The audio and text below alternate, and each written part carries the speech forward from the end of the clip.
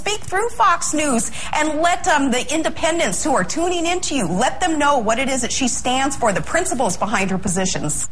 It used to be that new candidates were advised to brush up on the issues so they could handle questions from anyone, even tough questions. The idea behind that was that it prepared you also for actually governing. But now the advice to candidates is only to talk to sympathetic reporters. We need to start now by electing strong leaders who aren't afraid to shake it up. We need strong, principled leaders, public servants who respect our Constitution. We need clarity. We deserve answers, so we don't ask the same questions tomorrow. Good night, Lon. There's something that you need to know about this year's Republican candidates. If I tell you, however, I may have to kill you. It turns out there are a lot of secret agents, fake secret agents, running for office this year, running for major offices. They're connected. They're on the inside, and they've seen and done things that mere mortals like you and I can only dream of. Today, the Associated Press revealed the identity of one of these fake secret agents among us. In today's political headlines, sure, Christine O'Donnell is just the Tea Party-financed insurgent candidate who upset their prohibitive favorite in the Delaware Republican Senate primary. But in 2006, Christine O'Donnell let slip that she was fake secret agent 001.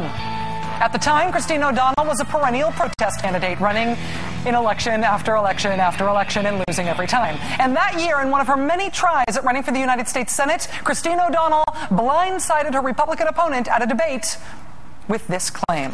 Quote, China has a carefully thought out and strategic plan to take over America. If they pretend to be our friend, it's because they've got something up their sleeve. China is plotting to take over America. How does Christine O'Donnell know about this plot? Quote, there's much I want to say. I wish I wasn't privy to some of the classified information that I am privy to. According to the Associated Press, when her Republican opponent challenged her claim about having access to classified information, Ms. O'Donnell suggested she had received it through a nonprofit group she worked with that frequently sent missionaries to China. We called Christine O'Donnell's campaign today to try to find out which specific nonprofit group she had worked with that had access to classified information about Chinese plots to take over America. So far, we have not heard back. What we do know about Christine O'Donnell's past work with nonprofits is that she worked for groups that promoted the idea that homosexuality can be cured through religious boot camps, groups that promoted the idea that having sex alone is a form of adultery, groups that promoted the idea that using condoms actually spreads HIV, and groups that promoted the idea that allowing women to join the military harms national security. That's what we know about Christine O'Donnell's work with nonprofit groups. That's what's on the public record. We contacted the State Department today to find out if being associated with groups that advocate stuff like that would normally, or in the specific case of Christine O'Donnell, make the U.S. government disclose classified information to a citizen about secret Chinese plans to take over America. The State Department apparently has not found anything for us yet. We will keep you posted. Fake secret agent case file number 2 was revealed today by the Syracuse Post-Standard newspaper in Syracuse, New York. Fake secret agent 002 is current Republican candidate for governor of New York State, Carl Paladino. The year was 1970, after 4 students were shot by National Guardsmen at Kent State University in May of that year. The campus of Syracuse University, where Carl Paladino was attending law school, was no exception to national unrest that swept many campuses across the country. This picture shows a student takeover of a Syracuse University administration building that day. On May 7th, students occupied the chancellor's office in that building. They stayed there overnight, and then everybody left the next day.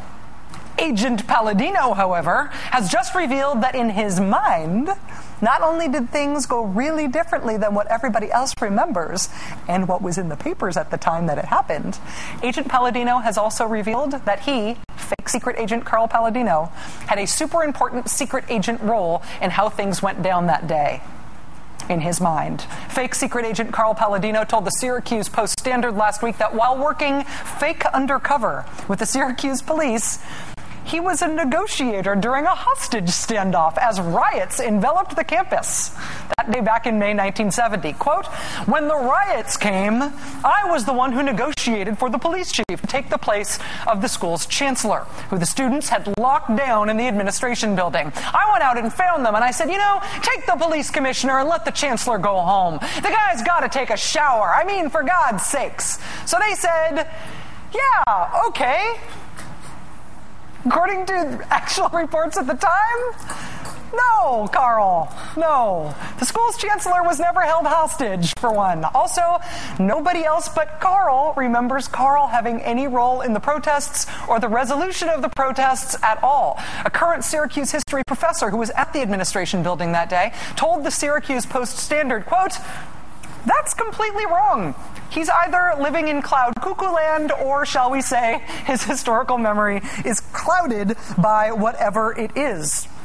One of Carl Paladino's classmates, who was also at the administration building that day, said, quote, "I have the feeling that this may be an urban legend in Carl's mind."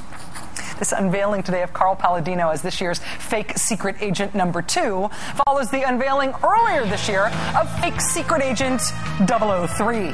Dan Maes, the Republican candidate for governor of Colorado. You may remember earlier this year, Dan Maes made himself nationally famous by claiming to have been an undercover agent for Kansas. Once upon a time, Mr. Maes wrote on his campaign website, quote, "At one point in my 2 years there, I was placed undercover by the Kansas Bureau of Investigations to gather information inside a bookmaking ring that was also allegedly selling drugs. I got too close to some significant people in the community who were involved in these activities and abruptly was dismissed from my position. I was placed undercover," he says, "by the Kansas Bureau of Investigations." After the Kansas Bureau of Investigations came out and said, "No, not true," Dan Maes admitted to the Denver Post, quote, "Some people are probably taking that a little too literally. Those comments," meaning his own comments, "might have been incorrect comments." Failing to recognize that a hole that you keep digging just keeps getting deeper, the Dan Maes campaign for Colorado governor to this day keeps releasing more and more information about his time as a fake secret agent for Kansas. All of which continues to prove that Mr. Maes did not work as a fake secret agent, in Kansas, and what he was fired for was tipping off his girlfriend at the time that the police were going to investigate her family. So, fake secret agent 003, Dan Maes, now repeatedly outing himself as a fake secret agent. And then there's fake secret agent 004, a gentleman named Allen West, a Republican congressional candidate in the great state of Florida. During a candidate forum last month, Allen West, a retired Army lieutenant colonel, made this remarkable claim about his own secret agent status. I had a top secret security compartmented information classification. That's the highest you can have in the United States Army. I still maintain secret security clearance. And I tell you, if you look at the application for a security clearance, I have a clearance that even the President of the United States cannot obtain because of my background. Are you from another country? Because President's kind of the clearance level. He's nuclear football. I have a clearance that the President of the United States cannot attain? That's like saying you're even more magically delicious than the Lucky Charms leprechaun. That makes no sense. You cannot have a higher security clearance than the President of the United States in the United States. Unless you're in Allen West's mind. Listen, one of the really fun things about a year like this in conservative politics is that establishment candidates have been getting routed by people who are really, really, really, really not establishment candidates. Republican Congressman Mike Castle got beat by Christine O'Donnell in Delaware. In New York, Rick Lazio got beat by Carl Paladino. Former Republican Congressman Scott McInnes of Colorado got beat by Dan Maes. In Florida, the more moderate David Brady got beat by the more extreme Allen West. When really outside candidates like that are beating establishment candidates over and over and over again, it sort of blows up the party machinery. It blows up the establishment. The Republican Party has not had much of a say this year about who is representing the Republican Party on big ticket races. And that begs a very unlikely question. Was the Republican Party the machinery that was keeping folks like this out of national races? Did we just lose the delusional person thinks he's a secret agent but he really isn't filter that we didn't know we needed until we lost ours? The Tea Party American movement is going to grow. On November 3rd, November 2nd isn't the end of this. It's the beginning of this, the reawakening of America and understanding what our foundation is and how America was built and how it became prosperous and generous and safe. And now we need to build upon that. Suppose Senator John Doe puts forth a constitutional amendment that would outlaw abortion, even in cases of rape or incest, and he asked you to attend the announcement and support him in that. Would you do it? I would. Yes, a proposal like that, I would stand by it. Let's be completely clear about the facts here.